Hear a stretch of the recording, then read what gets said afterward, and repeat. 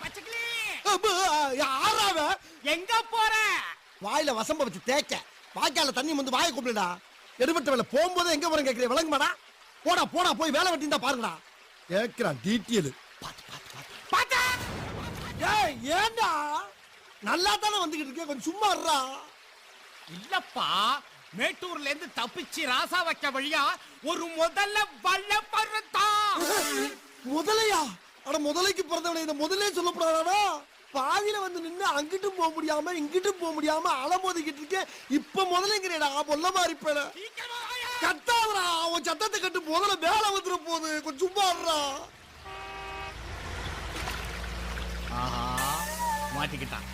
லேசா சத்தம் போட்டதுக்கே இந்த பதறான். கார் வரட்டும், இன்னைக்கு கவுத்துற வேண்டியதுதான்.